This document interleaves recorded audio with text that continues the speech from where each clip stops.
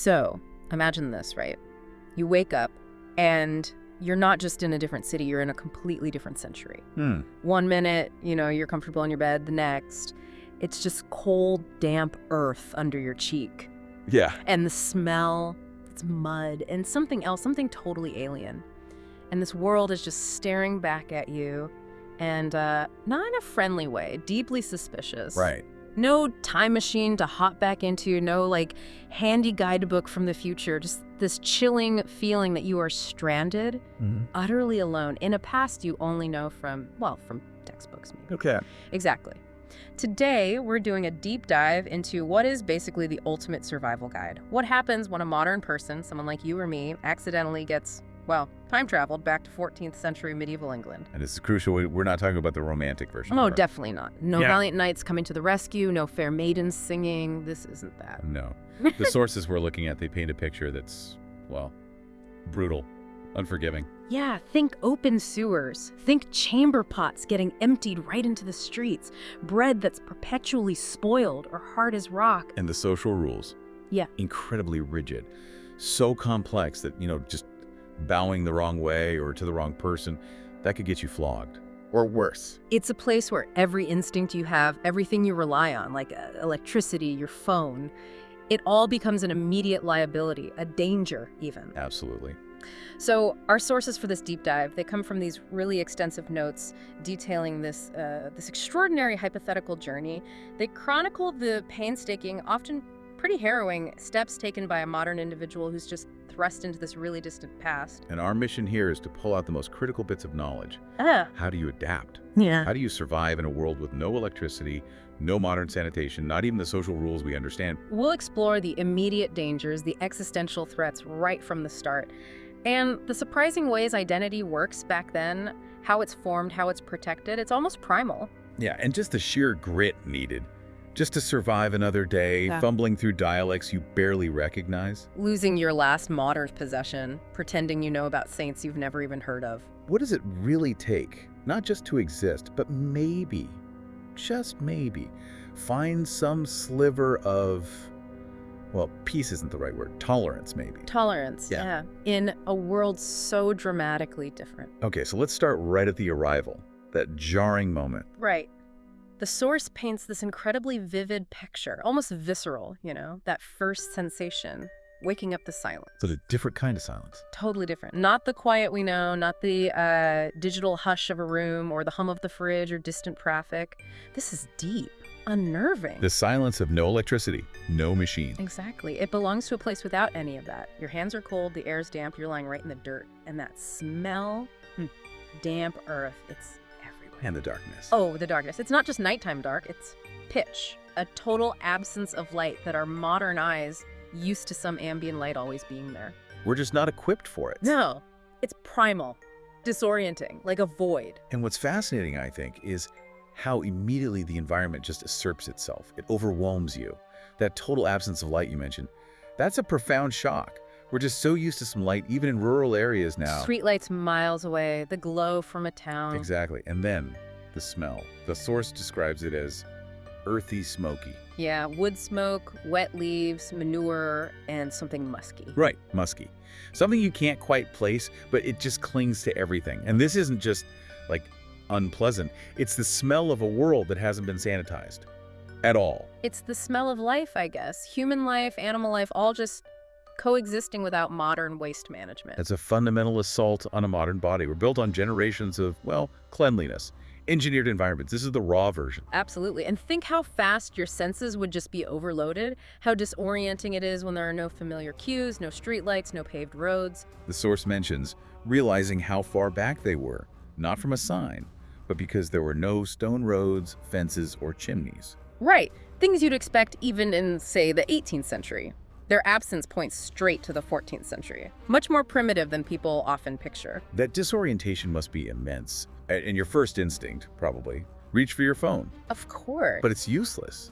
3% battery, the source says. No service, obviously. That lock screen suddenly feels like the last thread connecting you to your entire world, your life. It's brutal. An immediate stripping away of every modern reliance, every comfort, every tool for navigation or communication.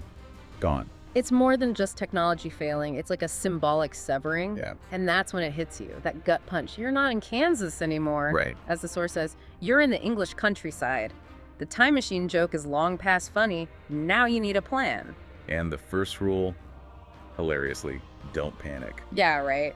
Easy to say when your phone is basically a brick and you're utterly, terrifyingly alone. Which brings us to that crucial first question. What's the immediate danger?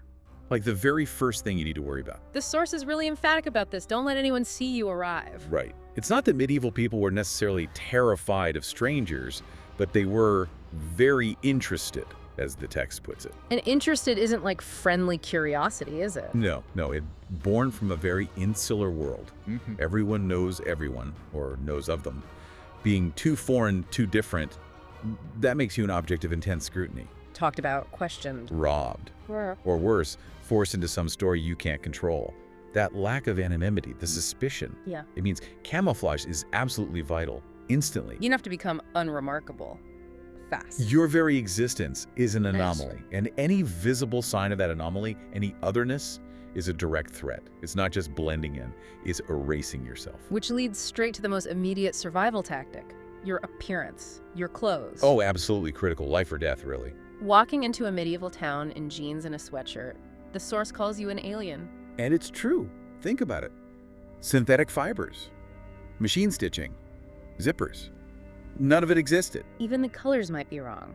Too bright, too stable. Exactly. These aren't just unfamiliar clothes. They are screaming signals that you are wrong. Best case, they think you're from some impossibly far away land. Worst case. Escaped lunatic. Wow. Witch, demon. Something that needs to be dealt with immediately. That visual judgment is swift and severe. And it really highlights how much our modern identity is tied up in our appearance, our stuff. In medieval England, those things aren't just unfamiliar, they're dangerous. They mark you. So the act of burying your clothes, hiding the phone, tying your hoodie around a tree as this pathetic last link. And stripping down to maybe a thermal undershirt that almost passes for a linen tunic. It's radical, it's immediate, it's utterly humbling. You're shedding your skin, literally, rubbing dirt on your face to look underfed. It's a conscious de-evolution of your whole presentation. The first brutal lesson in how fragile our external self really is. Okay, so you've ditched the modern gear. You look vaguely rustic, maybe. What now? How do you find a place in this society? The source is crystal clear here.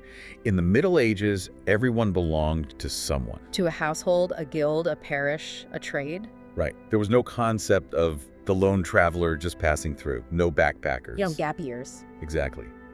If you didn't belong to a recognized network, if you weren't tied somewhere, you weren't just unprotected. You were incredibly vulnerable. To crime, suspicion, arrest. A person without a place was essentially a person without rights, often without a future. So that raises the question of identity itself. The source says it was surprisingly malleable. Malleable, yes, but only within very strict limits. You couldn't just invent anything. Which makes the chosen cover story, being a pilgrim, so brilliant. Why a pilgrim? Well, pilgrims were common all over Europe. They could genuinely be from anywhere. Yeah. And their purpose visiting a shrine like Canterbury or maybe Santiago de Compostela. That gave them a built-in, accepted reason for being rootless, for travel. Precisely. It allowed them to move through society without intense scrutiny. Their journey was understood, even seen as sacred. It was a unique social loophole. The source calls pilgrimage part religion, part social mobility, and part escape. A perfect cover for someone trying to disappear in plain sight. Find some accepted purpose. And the details of maintaining this cover. They're fascinating. You invent a village 400 miles away, hope nobody knows it. You learn to bow politely, deferentially. No handshakes, that wasn't common yet. You mumble, smile faintly, speak as little as possible because your accent is a dead giveaway. Even if you studied Middle English, your pronunciation's probably terrible. Worse than a peasant's. All that careful practice leads to that moment with the stable boy. You stammer out Canterbury, and he just accepts it. Instant relief. Mhm. Miraculous almost. The lie becomes constant, internalized. Your story is your protection, the source says. A fragile fiction you live inside. Okay, so you have this fragile identity, you need shelter. Our traveler seeks it at a small priory. A common stop for pilgrims. And they're met by a gray-robed monk who, thankfully, doesn't ask many questions, isn't too surprised by the weird accent or patchy knowledge of scripture. Feels like a moment of kindness, right? A reprieve. Definitely. But there's more to it than just one kind monk, isn't there? Oh, absolutely. What's key here is the societal obligation of the church. Hospices, monasteries. They were among the very few places travelers, especially pilgrims, could get shelter without paying. It wasn't just optional goodwill. No, it was seen as a duty. Legally and spiritually obligated charity towards pilgrims. Even if the monk was having a bad day or resources were stretched thin, Famine, hardship. they still had a sacred duty to offer something. Stale bread, a spoonful of pottage, and a patch of floor near a fire. It was an institutional safety net, vital in a world without inns as we know them. Basic but non-negotiable charity. Exactly. But that basic hospitality, it came with its own hardships. No romantic notions here. Definitely not. Sleeping in a drafty hall with 3 other pilgrims side by side, dealing with snoring, muttering. And the worry about bedbugs. Ugh. That detail just grounds you instantly in the unsanitized reality. The constant discomfort, no privacy. Precisely. And then there's the food. Or, the lack thereof. Barley pottage, boiled gray and salted with tears. That description is just, Ooh. wow. Evocative, isn't it? Yeah. Says so much about scarcity, hardship, no seasoning for you. Spices exist, but not for you. A pinch of pepper costs more than your borrowed cloak. You're sharing one wooden spoon, probably wiped on a cloth that's seen better centuries. Your bowl is rough, splintered wood, older than the Magna Carta. It just underscores the sheer scarcity, the lack of variety, the absolute absence of hygiene. Food was calories, not cuisine. And definitely not safety. Freshness was a fantasy. The description of the butcher shop. Headless pig carcass hanging outside, flies everywhere, meat going bad quickly. It's a horrifying reminder. No refrigeration, no basic food safety. How quickly would your modern palate adjust to oat cake dense, unsweetened, laced with something bitter? Or valuing a single turnip raw as a full day's pay. The struggle for basic sustenance becomes everything, the paramount focus. It's such a jarring contrast. We live with endless choice, regulated safety, to suddenly be in a world where every meal is a risk, where a raw turnip is a day's wage. It redefines value, redefines hunger. Priorities shift instantly. Comfort, enjoyment, forget it. It's pure calories, no matter the taste or origin. The sources show the traveler going from recoiling at fly-covered meat to just accepting it. Hunger erases squeamishness. It has to. Okay. Beyond food and shelter, the forest, we think of it as public land, right? Hiking, nature. Freedom. But the source just shatters that illusion. The forest does not belong to you. No, it's property. Owned by nobles, the crown, attached to an estate. Yeah. Every twig had a price. That's a huge mental shift, life or death even. And it has deep historical roots. These forest laws weren't ancient custom. They were heavily enforced after the Norman conquest, expanded under kings like Henry II. To protect hunting grounds for the elite. Exactly. Not conservation. Privilege. Power. Control of resources. Get caught breaking branches, dragging wood without permission. That's theft. And the punishment could be losing a hand. Royal forests were even stricter. Kill a deer, even starving. You could be hanged. Set traps. Mutilation. It's a terrifying legal landscape. Just trying to survive in nature could be a capital crime. So the traveler learns fast. Keep to the edges. Carry a dull knife, a sack. Pick up only what's already fallen. Avoid any sign of cutting or chopping. It's a constant high-stakes dance with danger, even just gathering firewood. And the dangers aren't just legal, right? Not at all. Wolves are mostly gone in the south by then, bears long extinct. But wild boars, still a threat. Hornets, definitely. Could be biggest danger. Men. The woods were a natural hideout for the desperate. Escape serfs, outlaws, deserters. They'd live rough, ambush travelers, vanish. The king's law doesn't stretch far into these parts. And someone robs you out there. You get nothing. No justice, nothing. Silence doesn't mean safe. Silence often means danger is near. The foraging details really bring this home. Learning herbs, yarrow, mugwort, comfrey. Vital stuff. For medicine, repellent, maybe even magic. Dealing with nettles stinging your bare hands. No gloves, of course. And the constant fear of guessing wrong with mushrooms. Yeah. Dying, vomiting in a ditch. It's grim. Even lunch. A crust of rye bread, hard as stone, pinch of salt, water from an algae-slick stream. It paints this vivid, unromantic picture. Relentless, exhausting, dangerous survival. Every calorie, every drop of water a victory. Absolutely. Okay, moving beyond physical survival, language. This seems like a huge, maybe even bigger hurdle. Oh, massive. Our traveler studied Old English, thought it was a safe bet. Bad bet. As the source says, Beowulf was written 400 years ago from this point. So the people here speak Middle English, but not Chaucer's Middle English. No way, not the polished literary version. This is brutal, nasal, and fast, splattered with French loanwords, riddled with regional quirks. It's not just vocabulary, is it? It's pronunciation, grammar. Everything. The traveler can't tell if traders are haggling over fish or accusing each other of witchcraft. They hear phrases like, "Oh, that beer reeve? Well, school me off, he's soaking in he." And it's just noise. A reeve was an official, right? But the rest? Linguistic maze. Old forms, regionalisms.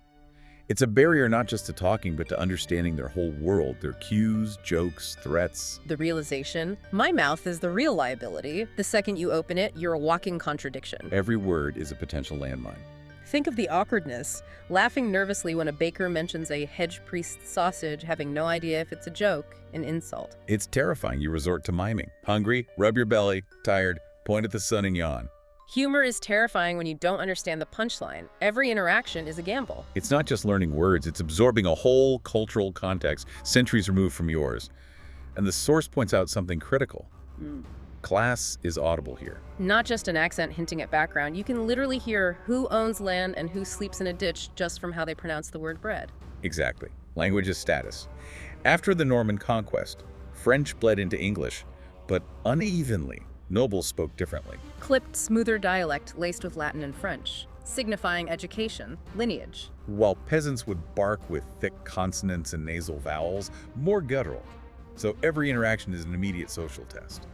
Saying pardon to a noble gets a nod. Saying it to a stable hand gets you a spit. The implications of how you speak are immediate, profound, dangerous. Like the disastrous attempt at Latin with the friar. Leading to questions about church councils you've never heard of. Teaches a vital rule. No Latin unless it's in a prayer and you're not the first to say it. And the cheers incident. A modern friendly word met with bewildered stares. Seen as odd, maybe even obscene. Even reading is hard. Spelling's inconsistent. Signs use pictures. You're effectively illiterate, like most people there. The danger isn't just embarrassment. It's being seen as mad, foreign, cursed. So you learn to speak rarely. Grunts, short phrases, mimic the least educated. It's a fundamental unlearning of communication. Beyond language, another huge threat. The microbial world. Oh yeah, the invisible killer. The source describes that small nagging pinch in your gut escalating, ending up curled up behind a pigsty, clutching your stomach. Praying to a god whose prayers apparently smell like manure. It's not just food poisoning, it's medieval gastrointestinal reality kicking in. Our modern bodies, raised on clean everything, totally unprepared. And what's horrifying is their understanding, or lack thereof, no germ theory. No one knows what bacteria are. Disease is bad air, miasma, or imbalances in your humors. Right. Blood, phlegm, yellow bile, black bile. Leads to treatments like leeches, vomiting, purging, or just prayer. Meanwhile, your modern body, used to pasteurized milk, municipal tap water, sterile grocery aisles, it has no idea how to cope. Your immune system just panics. Like a chihuahua in a thunderstorm, the source says, overwhelmed by pathogens it's never seen. And that pottage, the murky, oatmeal-like sludge, flavored with time, despair, whatever fell in, sounds like an attack with every spoonful. It's a battleground in your gut. So how do you get better? Well, the traveler gets lucky once. Found by a nun at a Dominican friary. She gives them something bitter and leathery, an herbal concoction probably, and mutters Latin prayers. And this highlights that rare benefit, charity. Exactly. Religious orders ran rudimentary infirmaries. Monasteries had hospitalers for the sick, even outsiders.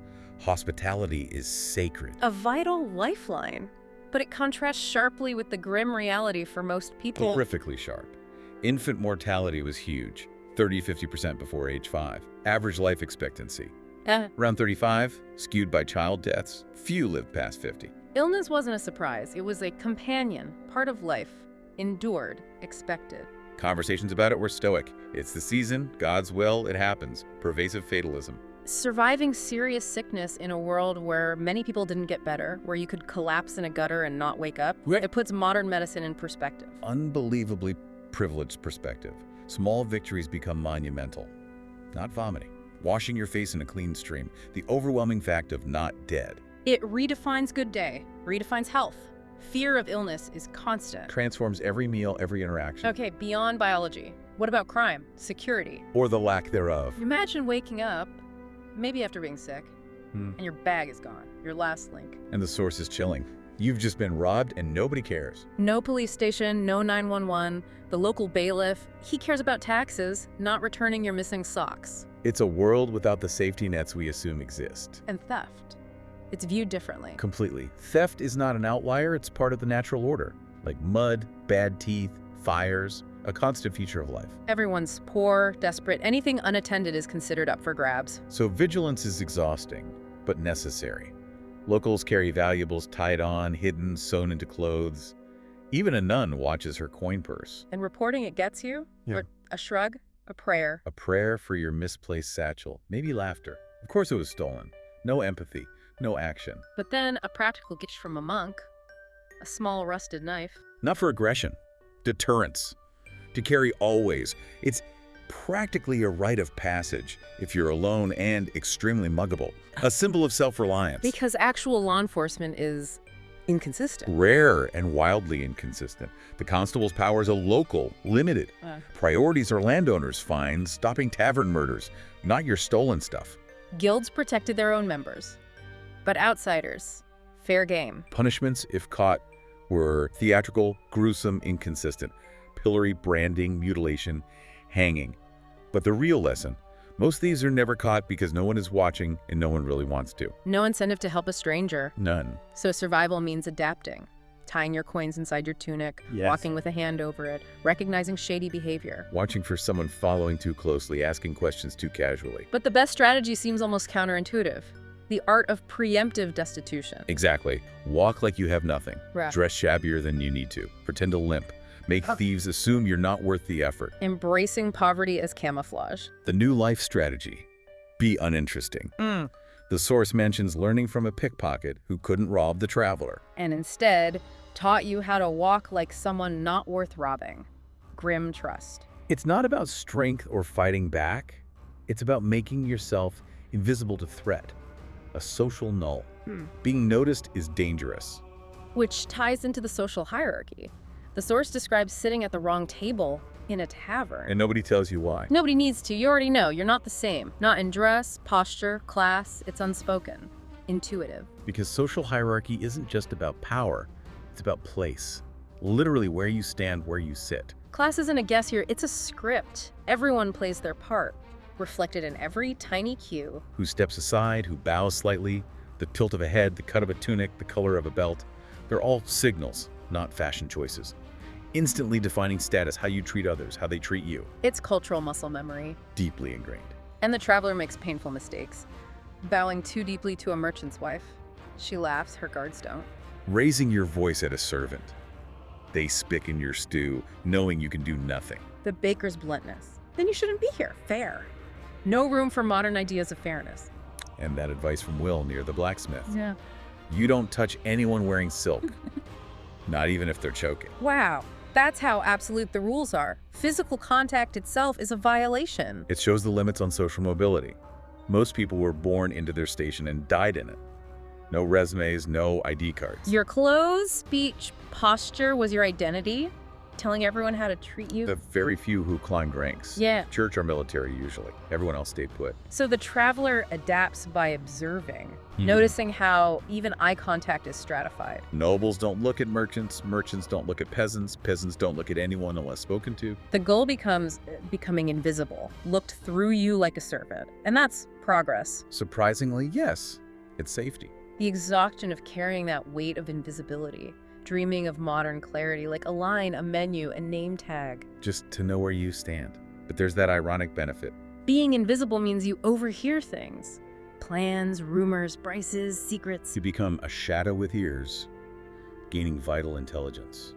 Information is power, maybe the only defense, a lonely advantage. Speaking of information, another critical rule, modern objects are dangerous. Extremely dangerous. Nothing screams not from here, like pulling out an item no one can name. The traveler tries using a simple compass. Seems harmless, right? Just navigation. Big mistake. A boy asks, "Is that a jewel?" Suddenly, a crowd is staring like you've grown a second head and it's singing in Latin. Because the medieval worldview has no room for weird but harmless. Things fit the natural order or they don't. If they don't, probably from the devil. Or the East, or both. No middle ground for a curious trinket. Everything inexplicable is filtered through superstition, fear. The compass itself, glowing slightly, spin like enchanted beetles. It looks like magic. Demonic. The traveler walks away fast. Absolutely not. Fleeing. Just brisk. Tries to undo the damage. Buries the compass deeper. Even the protein bar. Keeps only the matches. With a rehearsed lie about flint tricks. This raises the peril of just knowing things, or seeming unusual, the local priest. Often the most educated person around. Access to texts. Time to think. Charged with maintaining moral order, deciding who was a threat. Witch trials weren't common then, but... Heretics, sorcerers, suspicious foreigners were on the radar. The church didn't need proof. Just a sense of unease, a few whispers, failure to attend mass, or a compass you couldn't explain. Enough to mark you. The risk is being called a mystic after helping someone too quickly, showing knowledge you shouldn't have. People think you know things. And the source says, here's the real risk. You're interesting. In medieval life, that's rarely good. It's a dangerous label, so the need to lie, adapt, becomes constant. Mystery is safer than mistakes. Even tiny tells are risky. The stitching on your shirt, monks don't sew like that. The tanning of modern boots, synthetic cord, what plant makes this? You adopt vague, pious phrases. I go where the Lord leads. Because it's vague, devout, and confusing enough to stop most questions. It's profound mental exhaustion. Yeah. Constantly maintaining the facade. Your very presence, your subtle differences, their potential threats to their order. Being interesting is terrifyingly close to being condemned. Always rehearsing stories, monitoring expressions, a silent performance. Exactly. So after weeks, months maybe, the traveler changes profoundly. Getting better at disappearing. Not literally, but learning to shrink yourself, round off your modern edges, stop standing out. Physical changes too. Lost weight. Ribs make cameo appearances. Gait slows, becomes humble, born to be overlooked. The body adapts to hardship, hunger, labor. It's a deep transformation, physical and psychological. Not just external disguise. An internal recalibration. Clothes mimic locals. Losing the modern smell, no soap, deodorant. Intentionally dirty face because clean faces are suspicious. The body adjusts grimly. Blisters hardened, nausea faded. Ears recognize the dialect's rhythm, quirks. Eyes adjust to candlelight, seeing details missed before. No toothpaste, ice, bandages. That becomes normal. You learn what not to say. No kilometer coffee, Tuesday, makes sense. No problem. Just very well, and then not. Non-committal. Small victories become huge. A merchant looks past you. You don't retch at the tannery, don't gag at flayed animals. These are the signs of assimilation, a rewiring of the self. Visceral signs, yeah. But what about sanity, the psychological state? Medieval life is relentless. It doesn't care if your muscles hurt or if your dignity took a punch. No reset button, no weekend, no therapist. Just survival, then more survival. A brutal, endless grind. And this raises that poignant question about unexpected mental shifts. Boredom becomes a parasite, gnawing at you in the long, slow hours. The silence, lack of music, laughter.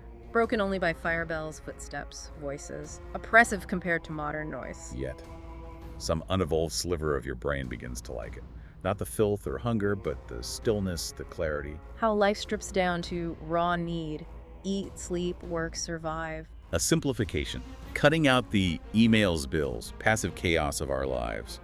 A grim, simple purity to just existing. It's a chilling insight. Most people didn't live history, they just survived it. Not grand narratives, just getting to the next day. And the realization that not yet is a kind of victory. Survival is the highest achievement. The final image. Curled on straw, clutching a rotten blanket, smelling smoke and sweat. Tolerated, but never belonging.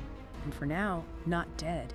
It underscores the profound, lonely price. It's a complete redefinition of existence. Every day a quiet battle. Being alive at sundown is the victory.